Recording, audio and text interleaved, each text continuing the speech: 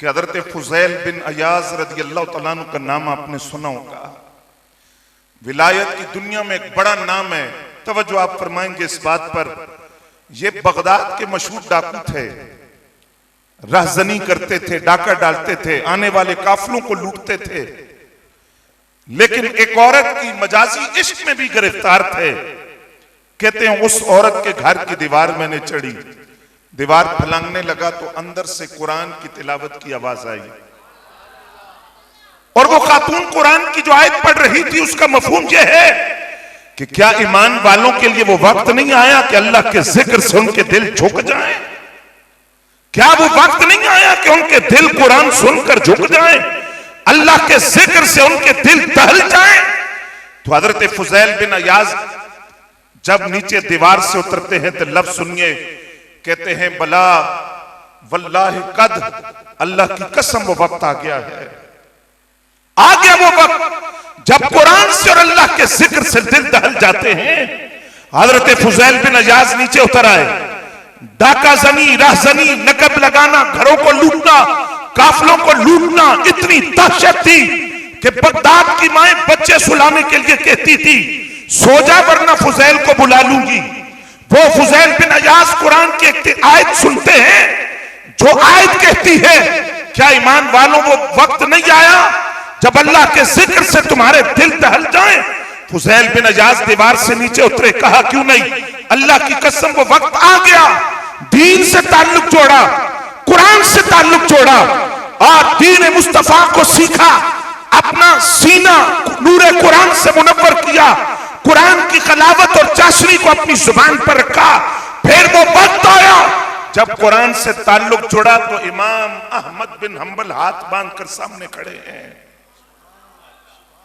और इमाम अहमद बिन हंबल रज़ियल्लाहु तआला अन्हु ज़ियारत के लिए आते हैं। तवज्जो फरमाएंगे आप। और जिस वक्त इमाम अहमद बिन हंबल रज़ियल्लाहु तआला अन्हु फुज़ैल बिन अयाज की ज़ियारत के लिए आए, लोगों ने कहा आप आलिम होकर एक मजदूर की ज़ियारत के लिए आते हैं। फरमाया मेरे पास किताबों का इल्म है, अल्लाह का इल्म फुज़ैल बिन अयाज के पास है, अल्लाह का इल्म फुज़ैल बिन अयाज के पास है। और कुरान से मोहब्बत का इल्म यह था कि हजरत इमाम अहमद बिन हंबल रज़ियल्लाहु तआला अन्हु फरमाते हैं मैं हजरत फुज़ैल बिन अयाज रज़ियल्लाहु तआला अन्हु के दरवाजे पर खड़ा था, मैं इजाजत तलब करता रहा, इजाजत नहीं मिली। मुझे किसी ने कहा अगर फुज़ैल बिन अयाज को बुलाना है तो एक काम करो, क्या? कहा कुरान पढ़ना शुरू कर दो। वो कुरान की आवाज सुनते हैं, उस आवाज के पीछे चल पड़ते हैं, कुरान सुनाकर उन्हें जहां ले जाना चाहते हो ले जाओ। हजरत इमाम अहमद बिन हंबल हजरत फुज़ैल बिन अयाज रज़ियल्लाहु तआला अन्हु के दरवाजे पर खड़े होकर कुरान की तिलावत शुरू करते हैं। अल्हाकुमुत तकासुर ये सूरत पढ़ना शुरू की, और हजरत फुज़ैल बिन अयाज दरवाजा खोलकर कांपते हुए, जिस्म पर लर्जा तारी है और आंखों से आंसुओं की झड़ी है, रीश मुबारक आंसुओं से तर है, कुरान सुनकर कांपते हुए आए। और फुज़ैल बिन अयाज ने कहा अगर मुझे देखना हो, मुलाकात करनी हो और कोई तरीका कारगर न हो, रब का कलाम पढ़ो, कुरान पढ़ो, मैं कुरान की आवाज पर जहां कहोगे उसके पीछे चलता जाऊंगा। तवज्जो है हज़रात आपकी। आज वो किताब मुकद्दस जिन हुफ़ाज़ ने अपने सीनों में महफूज की है और जिन्होंने दीन मुस्तफ़ावी से अपने सीनों को मुनव्वर किया, आज हमारे यहाँ मदारिस दीनिया के अंदर हमारे बाद तालिब इल्म एहसास कहतरी का और एहसास कमतरी का शिकार होते हैं। तवज्जो मुझे आपकी चाहिए, और उन तुलबा के वालिदैन से मैं अर्ज करूंगा जरा दिल की खिड़कियां खोलकर मेरी इस बात को जरा सुनिएगा। हम मदारिस में इसलिए नहीं भेजते कि यूनिवर्सिटी पढ़ाएंगे, कॉलेज पढ़ाएंगे। आपको किस मदरसे ने मना किया कि अपने बच्चे को यूनिवर्सिटी ना भेजें? मैं खुद यूनिवर्सिटी से एमफिल किया है, पढ़ा हूं, बीए किया है पंजाब यूनिवर्सिटी से।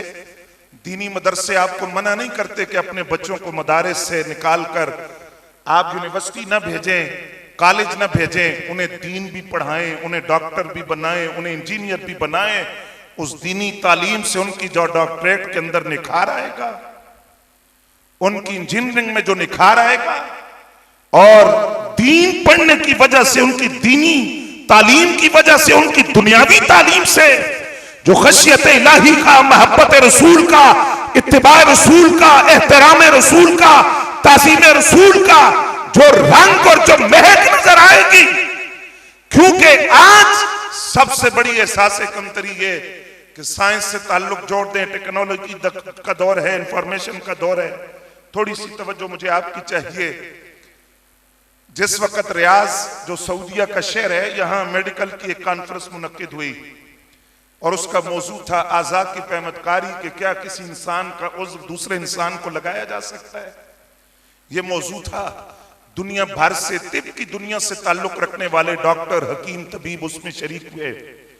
एक नो मुस्लिम डॉक्टर नया नया मुसलमान हुआ, जर्मनी का रहने वाला, वो उसमें शरीक हुआ और कॉन्फ्रेंस जब खत्म हुई उसने अपना मकाला थीसिस पेश कर दिया, तहकीक पेश कर दी। मुसलमान अतिबा ने, हुक्मा ने, डॉक्टर्स ने उसको बिठाकर पूछा, तूने कलमा पढ़ा है? आम आदमी कलमा पढ़े तो और बात है, साइंस की दुनिया से ताल्लुक रखने वाला अगर मुसलमान हुआ है तो उसने कोई खास बात देखी है।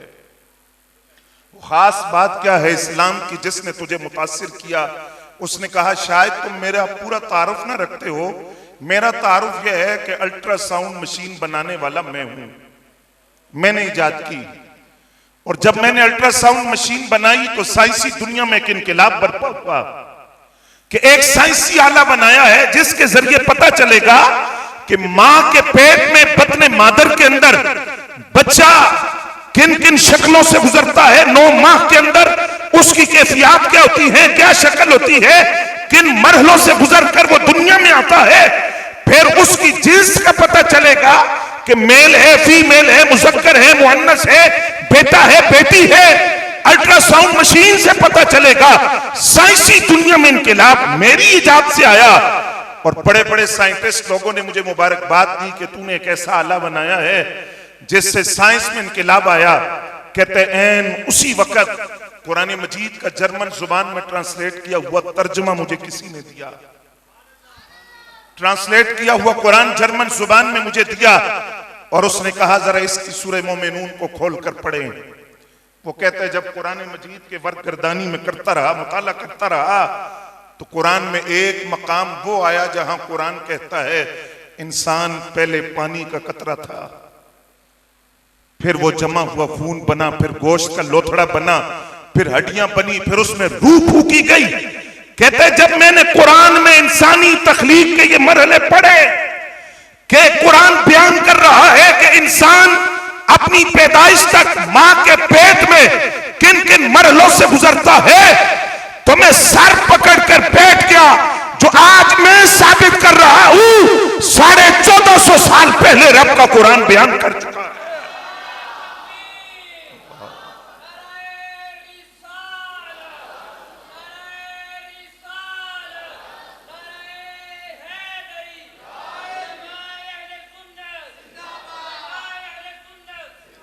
तवज्जो है जरा, आपकी गाल मुक्की नहीं हले, आगे सुनिए। वो कहता है जब इंसानी तख्लीक के मरहले मैंने कुरान में पढ़े तो मैं सर पकड़कर बैठ गया कि मैंने क्या इजाद किया है, कुरान तो पहले बयान कर रहा है। वो कहता है मेरी हैरत की इंतहा न रही जब साहिब कुरान की हदीस को पढ़ा। हदीस में तो नबी अलैहिस्सलाम ने मुद्दत भी बयान की है कि जो बच्चा मां के पेट में होता है 120 दिन उसकी ये शक्ल है, 120 दिन बाद उसकी ये शक्ल बनती है, फिर उसकी ये शक्ल है, वो किन शक्लों से गुजरता है। तो मैं इस नतीजे पर पहुंचा, अगर 1450 साल पहले मदीना तैयबा में चटाई पर बैठकर कोई अपने गुलामों को ये खबरें दे रहा था, जिस वक्त न खूरदबीन थी, न दूरबीन थी, न अल्ट्रासाउंड मशीन थी, अगर कोई अपने गुलामों को इन साइंसी आलात के बगैर बता रहा था तो इसका मतलब यह है वो अल्लाह का नबी था। अल्लाह अपने नबी को बता रहा था और वो नबी अपने गुलामों को बता रहा था। नाराए तकबीर, नाराए रिसालत, नाराए रिसालत। अज़मतों शान मुस्तफा, अज़मतों शान कुरान। वो कहते हैं मैं इस नतीजे पर पहुंचा, साइंस जितनी भी तरक्की कर ले, कहीं भी पहुंच जाए, साइंस कितनी भी तरक्की तय कर ले, टेक्नोलॉजी जितनी भी तरक्की कर ले, साइंस और टेक्नोलॉजी कहीं भी पहुंचेगी, वहां कुरान भी पहले मौजूद होगा और साहिब कुरान भी पहले मौजूद होंगे। जो आज साइंस इनकी शफात कर रही है, कुरान पहले बयान कर चुका और साहिब कुरान पहले बयान कर चुके हैं। और फिर हज़रात गिरामी कदर, कुरान मजीद फुरकान हमीद जो लोग अपने सीनों में महफूज करते हैं, उनका मकाम क्या है? वालिदैन उनके खास तौर पर तवज्जो फरमाएंगे। फरमाया कि जो बंदा कुरान से ताल्लुक जोड़ लेता है, जब कल वो मैदान हशर में आएगा तो क्या होगा? कुरान उसका हाथ पकड़ेगा। कुरान अपने पढ़ने वाले का हाथ पकड़कर अल्लाह की बारगाह में लाएगा। कुरान अर्ज करेगा, इलाही जिस तरह ये रातों को जाग जाग कर मुझे पढ़ता रहा, याद करता रहा, देख कर पढ़ता रहा, इलाही इसको इज्जत और करामत अता फरमा। अल्लाह करीम फरमाएगा, मैंने इसको करामत का लिबास पहनाया, इज्जत का लिबास पहनाया। या रब्बि ज़िदहू, अल्लाह इसकी इज्जत में और इजाफा फरमा। रब फरमाते हैं, मैं इसके सर पर वकार का ताज रखता हूं, कुरान पढ़ने वाले के सर पर इज्जत का ताज रखता हूं। फिर कुरान कहेगा, या रब्बि इर्दी अन्हु, अल्लाह इससे राजी हो जा, ये तेरे कलाम मुकद्दस को पढ़ा करता था, तेरी किताब मुकद्दस को पढ़ा करता था। रब फरमाएगा, मैं राजी हो गया। अब कुरान से कहा जाएगा, तू अपने पढ़ने वाले का हाथ पकड़ और जन्नत की सीढ़ियों के पास ले जा। बोले ना सुभान अल्लाह। अभी तक मैंने आपको ज़हमत नहीं दी वैसे ना, हाँ जी, बुलवाया नहीं है, यही पूछा कि तवज्जो है। अब मैं आपसे रिक्वेस्ट कर रहा हूं कि सुभान अल्लाह का लफ्ज बोले, बख्श सवारे मस्जिद में बैठे हैं आप, अल्लाह की पाकी को बयान करें। अब आप सुने, कुरान अपने पढ़ने वाले का हाथ पकड़कर जन्नत की सीढ़ियों पर ले जाएगा। अब क्या होगा? रब उस कुरान पढ़ने वाले, कुरान के कारी से रब फरमाएगा, अब कुरान पढ़ता जा। किस तरह? जिस तरह दुनिया में ठहर ठहर कर पढ़ता था, उस तरह पढ़। कुरान जिस तरह दुनिया में पढ़ता था, उस तरह ठहर ठहर कर कुरान पढ़ता जा। जन्नत की सीढ़ियां चढ़ता जा। जहां तेरा कुरान पढ़ना मौकूफ होगा, वो जन्नत में तेरा ठिकाना होगा, वो जन्नत में तेरा दर्जा होगा। जहां तू कुरान पढ़ना मौकूफ करेगा, कुरान पढ़ना जहां तू पढ़ेगा, वो जन्नत में तेरा मकाम और तेरा ठिकाना होगा। फिर फरमाया, उससे अगली मंजिल ये है, फत्तबिऊहु, कुरान को पढ़ो, समझो, उस पर अमल करो। बच्चों के वालिदैन तवज्जो फरमाएंगे मेरी तरफ, बोलें जरा सुभान अल्लाह। तुसी दे बिल्कुल रुस्से बैठे हो यार, बोलें सुभान अल्लाह। उन वालिदैन से अर्ज कर रहा हूं, ये आपके बच्चों की आखिरी मंजिल नहीं है हिफ्ज़े कुरान। तवज्जो फरमाइए आपने, हिफ्ज़े कुरान आपके बच्चों की आखिरी मंजिल, ये स्टॉप नहीं है। दीनी तालीम की तरफ आपने लेकर आना है। इनके सर पर इल्म का ताज आपने सजाना है। क्यों? हजरत फारूक आज़म रज़ी अल्लाह तआला अन्हु फरमाते हैं, 1000 सूफी दुनिया से चला जाए, वो सूफी जिसका इल्म से कोई ताल्लुक नहीं, 1000 सूफी दुनिया से चला जाए, इतना नुकसान नहीं होता जितना एक आलिम के उठ जाने से होता है। और हजरत कसीर बिन कैस रज़ी अल्लाह तआला अन्हु फरमाते हैं, मैं दिमश्क आया, एक आदमी दिमश्क की जामे मस्जिद के अंदर आया। हजरत अबू दरदा रज़ी अल्लाह तआला अन्हु हुजूर के सहाबी वहां दरस हदीस दे रहे हैं। उस आदमी ने हजरत अबू दरदा से अर्ज किया, तवज्जो फरमाएंगे आप। उसने अर्ज किया, हुजूर मैं तुहाडे कोल हदीस सुनने वास्ते आया, मैं बड़ा तवील सफर करके एक हदीस सुनने के लिए आया हूं। आपने फरमाया, कोई तिजारती गर्ज? कहा नहीं। और कोई मकसद? नहीं, सिर्फ रसूलुल्लाह का फरमान सुनने के लिए, दीन सीखने के लिए आया। हजरत अबू दरदा रज़ी अल्लाह तआला अन्हु ने फरमाया, तूने चूंकि बड़ा तवील सफर किया है, तुझे मैं नबी अलैहिस्सलाम का फरमान सुनाता हूं। एक फरमान में हुजूर ने आलिम की 5 शानें बयान की हैं। 5 शानें। फरमाया, आलिम दीन की पहली शान ये है कि जो दीन की तलाश में, इल्म सीखने के लिए किसी रास्ते में चला, सफर किया उसने, सफर की सहूबतों को बर्दाश्त किया, इल्म सीखने के लिए अल्लाह उसके लिए जन्नत का रास्ता आसान कर देता है। आवाज नहीं आई आपकी? दूसरा मकाम फरमाया जो दीन सीखने के लिए किसी रास्ते में चला, फरिश्ते उसके लिए अपने परों को झुकाते हैं। तीसरा फरमाया जो दीन सीखने के लिए निकला, उसके लिए कायनात की हर मखलूक, यहां तक के समुद्र की मछलियां और चींटियां तक, अशराकुल अर्द उस आलिम दीन के लिए मगफिरत की दुआएं करते हैं। और फरमाया जो इल्म दीन सीखता है उसकी फजीलत आबिद पर इस तरह है जिस तरह चांद की फजीलत बाकी सितारों पर होती है। और फरमाया जो आलिम होता है, आलिम, फरमाया तुम्हें पता है आलिम कौन होता है? वो रसूलुल्लाह के दीन का वारिस होता है। नबी अपनी वरासत में सोना चांदी नहीं छोड़ते, नबी की वरासत इल्म होता है और उसके वारिस उलमाए हक होते हैं। तवज्जो फरमाइए आपने हजरात। हजरत अबू हुरैरा रज़ी अल्लाह तआला अन्हु आए, मस्जिद से निकले, मस्जिद नबी शरीफ से बाजार में आए, और बाजार में आकर आपने लोगों को देखा, कोई कारोबार में मसरूफ है, कोई तिजारत में मसरूफ है। आपने फरमाया तुम जहां तिजारत में मसरूफ हो, उधर मस्जिद नबी में हुजूर की वरासत तकसीम हो रही है। तवज्जो फरमाइए हज़रात, आपने वरासत तकसीम हो रही है। आज हम कहते हैं मौलवी बन गया तो खाएगा कहां से? मौलवी बना तो लोगों के जनाजे पढ़ाएगा, हमारी क्या इज्जत रह जाएगी? ये इज्जत नहीं है। बाकी पीछे हाथ बांध के खड़े हो, आपका बेटा इमाम बनकर मुसल्ला इमामत पर खड़ा हो, आपका बेटा सर पर दस्तार से जाकर जुम्मे के दिन मिंबर पर बैठकर रसूलुल्लाह का दीन सिखाए, ये इज्जत नहीं है।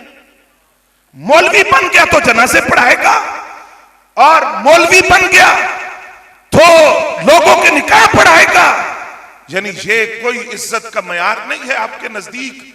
तवज्जो आप फरमाएंगे हजरात, जिस वक्त हजरत अबू हुरैरा रज़ी अल्लाह तआला अन्हु ने लोगों से कहा कि तुम जहां बैठे हो उधर मस्जिद में नबी अलैहिस्सलाम की वरासत तकसीम हो रही है, लोग उठे मस्जिद नबी शरीफ में गए, वहां देखा कुछ लोग हैं वो आपस में फिकी मसाइल के अंदर मबासा और मुज़ाकरा हो रहा है, रसूलुल्लाह का दीन सीख रहे हैं, और कुछ लोग हैं वो जिक्र अज़कार में मसरूफ है।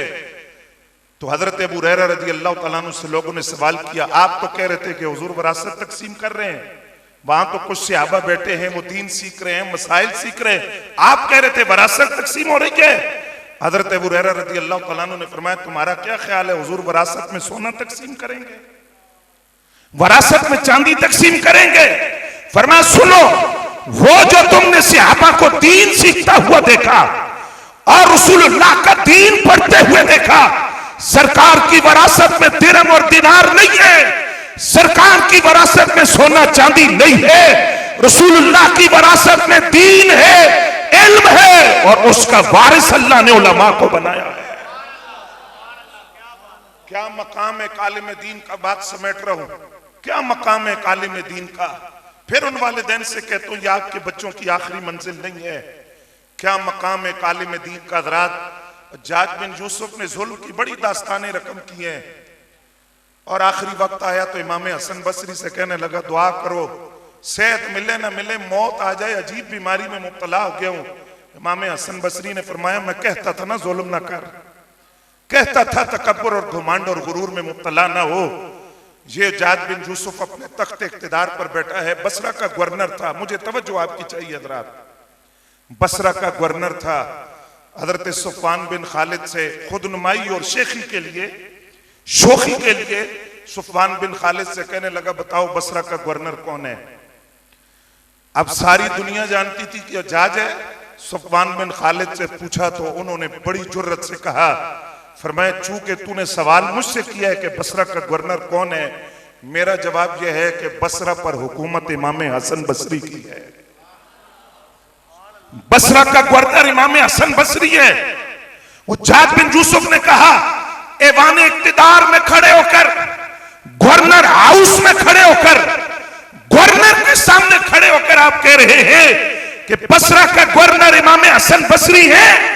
आप जानते नहीं मैं बसरा का गवर्नर हूं। हजरात तवज्जो फरमाना, सुफ़वान बिन खालिद ने कहा तेरी हुकूमत सरों पर है, दिलों का हुक्मरान देखना हो तो इमाम हसन बसरी को दे। उसने कहा, यह जुमला आपने कैसे कहा? फरमाया, सुन हज्जाज, तेरे पास दुनिया है, इमाम हसन बसरी के पास दीन है। तेरे पास दुनिया है, इमाम हसन बसरी के पास दीन है। उन्हें दुनिया की कोई मोहताजी नहीं, तुझे दीन की मोहताजी है। जब वो दुनिया के मोहताज नहीं, वो तेरे दरवाजे पर नहीं आएंगे। तू दीन का मोहताज है, तू उनके दरवाजे पर जाएगा। तो अगर इमाम हसन बसरी के दरवाजे पर हुज्जाज बिन यूसुफ भी आंख बांध कर खड़ा हो तो बसरा के सरों पर हुकूमत तेरी हो सकती है, लेकिन अगर दिलों पर किसी की हुकूमत है तो वह आलिम रब्बानी हजरत इमाम हसन बसरी की है। और फिर ये मंजर भी हजरात देखिए,